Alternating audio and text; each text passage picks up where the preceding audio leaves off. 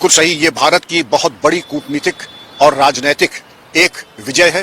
अभी तहव्वुर राना के बारे में जो विजय हुई थी, उसके बाद मेहुल चोकसी ऐसे कुख्यात और शातिर दिमाग के आर्थिक अपराधी का दस्तयाब होना एक अत्यंत संतोष का विषय है।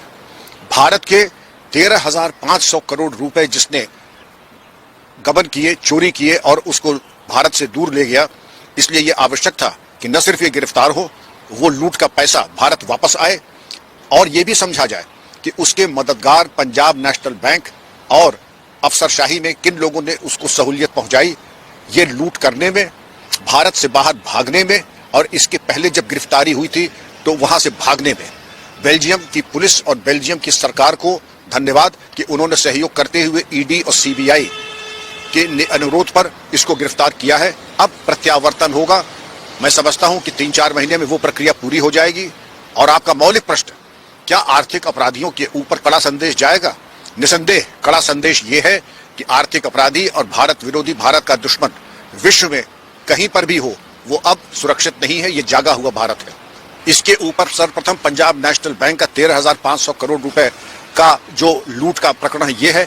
इसके अतिरिक्त अन्य भी ऐसे केसेस हैं जो कि जघन्य हैं और मूलतः वह आर्थिक अपराध, इसीलिए ईडी और सीबीआई इसमें प्राथमिक तौर पर हैं।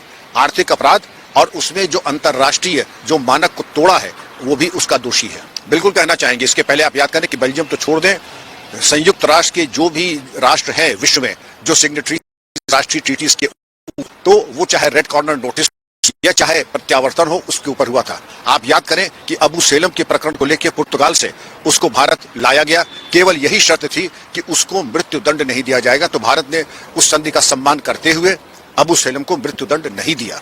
निसंदेह इसके पहले विजय मल्ल्या ने इंग्लैंड में भी यही पैंतरा बदला था कि तिहाड़ में वो मर जाएगा। वह तिहाड़ में उसके हिसाब से सुविधा नहीं है, चिकित्सा सुविधा नहीं है।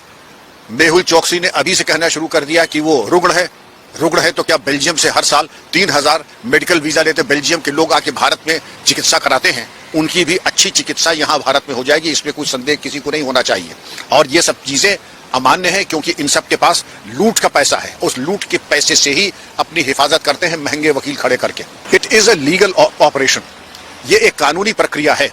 कानूनी प्रक्रिया में अपराध का प्रकार नहीं, अपराध की जघन्यता।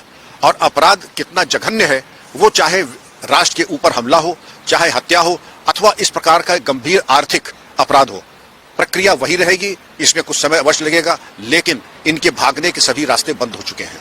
मानवाधिकार को सर्वोच्च प्राथमिकता अगर यूरोप कहता कि देते हैं, तो भारत का भी मानवाधिकार को सर्वोच्च प्राथमिकता दिया जाना आज से नहीं, सदैव से भारत ने इसको सर्वोच्च प्राथमिकता दी है।